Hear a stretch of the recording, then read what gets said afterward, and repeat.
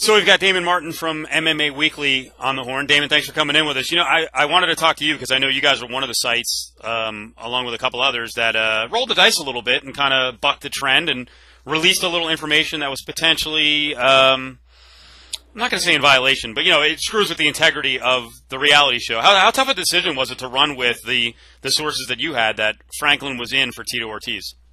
Well, it was tough in the sense of, you never want to go, the UFC, obviously, with something like The Ultimate Fighter, you don't want anything to leak out there that's going to be considered spoilers because that's just taboo. You don't want to do that. It screws with their show.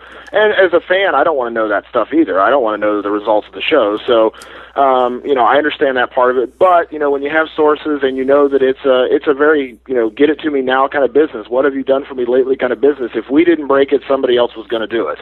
So we kind of went with that attitude that it's out there. It's gonna, it's gonna get out there more than just us. So it's news. It was a fight, unfortunately, that was confirmed from very, very reliable sources. And you just, you kind of have the feeling that if it's not us, it's going to be somebody else. And you got to do it. That's our business. We're in the news business, and there's no waiting 3 weeks for news.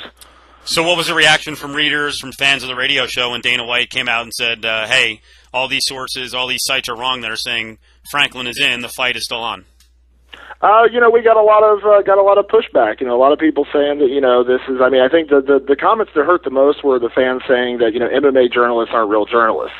We didn't have our facts straight, and this is why, we're just MMA journalists and not working for other places, whatever. And I think that's the thing that hurt the most because, I definitely consider myself a journalist. I've worked at real newspapers and different places. I just choose to do MMA because I love MMA. But I think that's what hurt the most was people saying that we weren't real journalists, we didn't have real sources, and, we don't go to print with a story unless we have absolute correct sources or people that are, reliable for that matter. So, it was a lot of backlash, but at the same time, again, I understood the UFC's position because they're trying to protect a reality show, something that's, filmed over a certain period of time and then shown back to the fans over another period of time. And sometimes it's tough to keep those, that's a pretty big secret to keep. And when it didn't get kept, I understand they had to watch their back. So it was tough. We kind of put us in a tough position. So now what's your answer to fans who say, what's the deal with, Dana, Tito, and Chuck lying to us? Well, I think, my reaction to this is that, it's the same thing if somebody found out, it's similar, I guess, to the whole thing that happened with, when the reality show, when Jesse Taylor got booted for his antics in Vegas.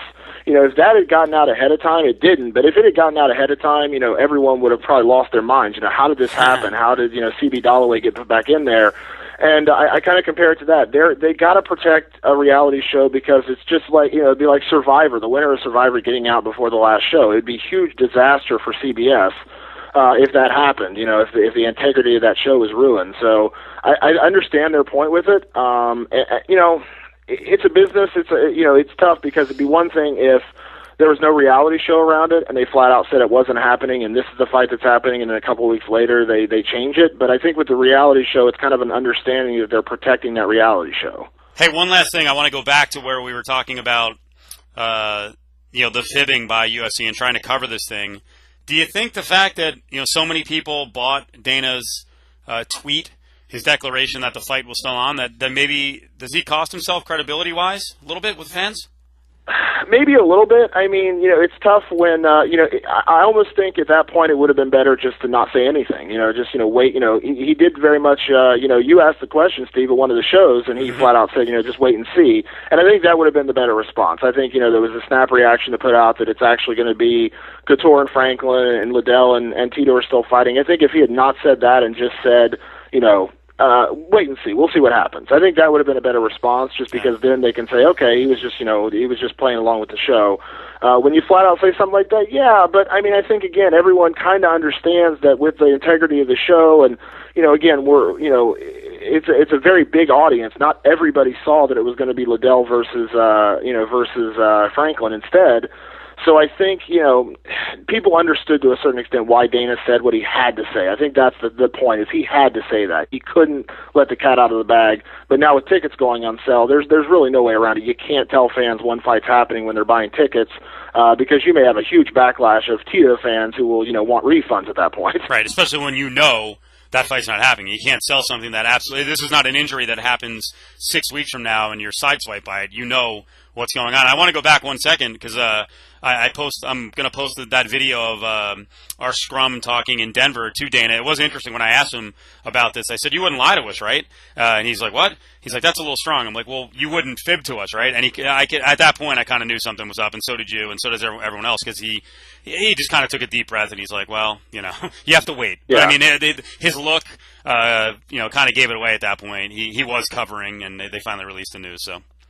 Yeah, I think that one of the things that you can't ever fault Dana for, and one of the reasons I like Dana and I like interviewing Dana is he'll say what's on his mind. He won't sugarcoat it, and he won't hold back. If he's got something to say, Dana says it. And unfortunately, you and I both know, Steve, that there are promoters throughout time that when you talk to them, it's like you feel like you always got to put up kind of a BS detector when they're saying what they're saying to you. And every promoter is going to be a promoter, and I understand that. But Dana's always been one of those guys that doesn't necessarily act like a promoter. He's very upfront. He's very honest. And that was a situation where everyone's kind of like, hold on now, this is odd, because I think we all know something's going on, but Dana couldn't talk about it. So I give him a pass on this. Like I said, Dana's one of those guys that really does speak his mind, and I think it's a rare occasion when a promoter in boxing or MMA or whatever, I mean, listen, you know as well as I do. I mean, you looked at Elite XC. I mean, other organizations, you watch and you're like, come on, you know better, So with Dana, you get this was unfortunately just one of those cases where I think he was kind of stuck between a rock and a hard place, and he really didn't have any other way to go until it got to this point, and he had to he had to put it out there at this point. Damon Martin's with us, MMA Weekly. Damon, again, tell people where they can find you guys, especially on the internet show. Absolutely. It's MMAWeekly.com and then MMAWeeklyRadio.com every Monday through Thursday at 9 p.m. Eastern, 6 o'clock Pacific. Now, I assume you guys are probably working on, hey, the other side of the story is what's wrong with Tito Ortiz? I mean, this is it scary? I don't want you to release a story if you're working on something, but what do you think happened? Well, from the sources I've had is that he got injured at some point. Now, whether it was during the show or after the show, that's I think the sketchy part right now that nobody's sure about. As far as details, I think that's what's going to be coming out over the next few weeks. And now that the fight's been released, I've always had a pretty good relationship with Tito, and Tito's always been really good about doing interviews and things like that with me. But there was definitely a media silence on this one, and again, understandably so. So I think over the next few weeks we're going to find out exactly what happened. I honestly don't know if it was something that happened during the show or if it was after the show, but it's some sort of injury. There's no clear statement right now what it is, and I think that's what everyone's going to be chasing at this point. All right, well, good job. You got a little vindication today, and now you can answer fans who kind of question credibility. In the end, you got the story right, and you guys were bold to go forward with it, so good job. Thank you very much.